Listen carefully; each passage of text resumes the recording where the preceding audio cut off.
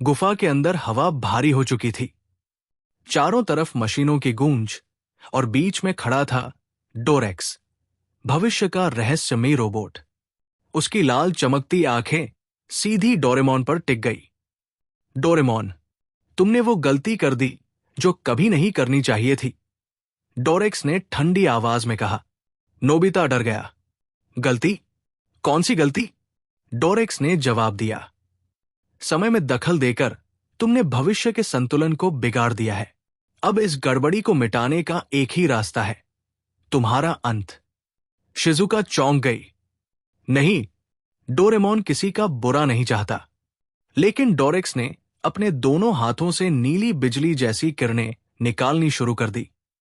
Doraemon ने झटपट अपनी पॉकेट से टाइम शील्ड गैजेट निकाला। सब झुको, उसने चिल्लाकर कहा और एक गोल नीली ढाल बना दी। बिजली की किरणें ढाल से टकराईं और चारों तरफ नीली चिंगारियां उड़ने लगी। जियान और सुनियो घबरा गए। अब क्या करेंगे डोरेमोन? डोरेमोन ने कहा, यह युद्ध सिर्फ मशीनों का नहीं, सोच का है।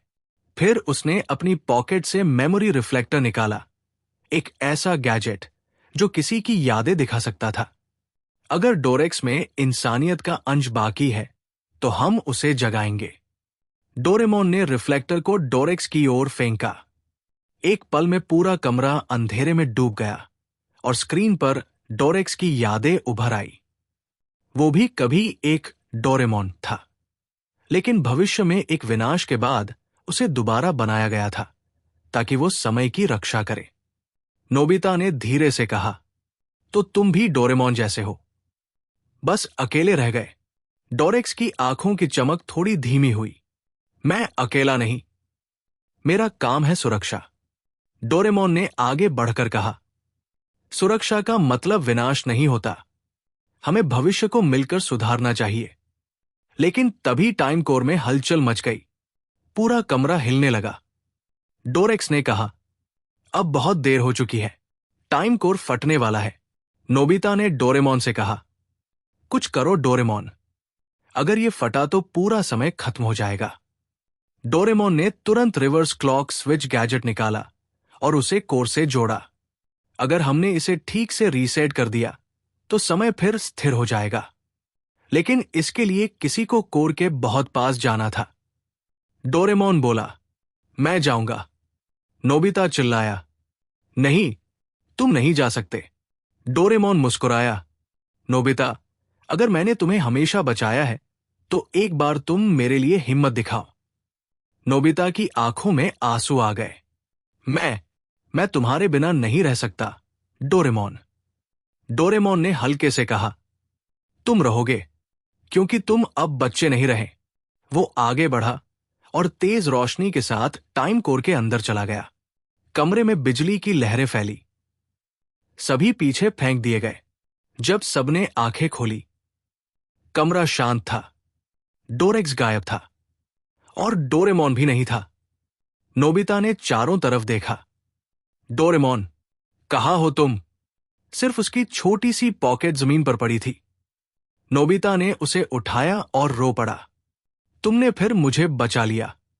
गुफा से बाहर निकलते ही आसमान में एक नीली रेखा चमकी, जैसे कोई मुस्कुराकर कह रहा हो, मैं हमेशा तुम्हारे साथ हूं, नोबिता।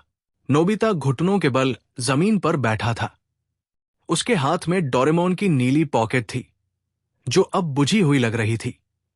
चारों तरफ सन्नाटा था, न कोई रोशनी, न कोई आवाज। शिजुका ने आंसू पोंछते हुए कहा, क्या डोरेमोन अब कभी वापस नहीं आएगा? सुनियो और जियान भी चुप थे। पहली बार दोनों के चेहरे पर डर नहीं, सच्चा दुख था। नोबिता ने पॉकेट को सीने से लगाया। तुमने मुझे हर बार बचाया, डोरेमोन। अब मेरी बारी है। तभी पॉकेट से हल्की सी नीली रोशनी निकलने लगी। सबने चौंक कर देखा।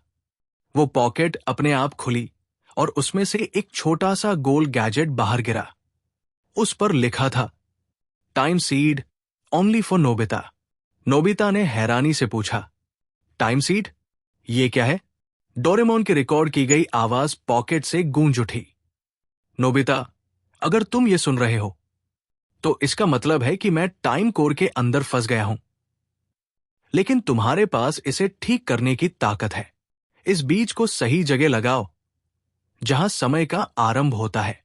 नोबिता ने दृढ़ नजरों से कहा, मैं डोरेमोन को वापस लाऊंगा। वो और उसके दोस्त जंगल से निकलकर उस पहाड़ी की ओर बढ़े, जहां सबसे पहले टाइम मशीन उतरी थी। वहां जमीन पर अब एक गोल नीला चिन्ह बना हुआ था। शायद वही समय का आरंभ बिंदु था। नोबिता ने टाइम सीड को वहां रखा। जैसे ही उसने उसे मिट्टी में दबाया, पूरा आसमान नीली रोशनी से भर गया। हवा में अजीब सी ऊर्जा फैल गई और सबके आसपास समय रुक गया।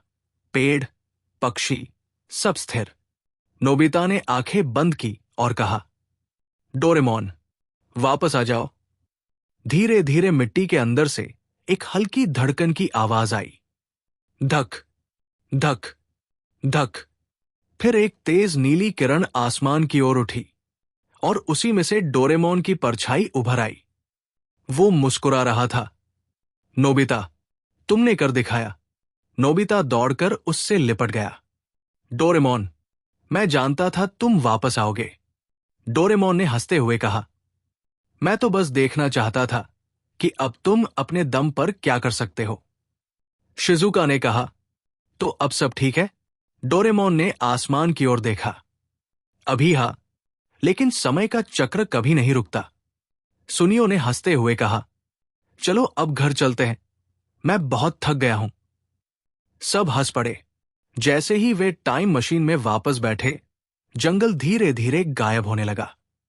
फिर सबने आंखें खोली और देखा कि वे वापस अपने कमरे में हैं। डोरेमोन ने कहा, सब कुछ जैसे पहले था, लेकिन अब तुम सब बदल चुके हो। नोबिता ने मुस्कुराकर कहा, हां, अब मैं समझ गया हूं।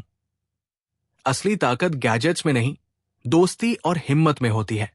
डोरेमोन ने सिर हिलाया और बोला, और यही है समय का असली पुनर्जन्म।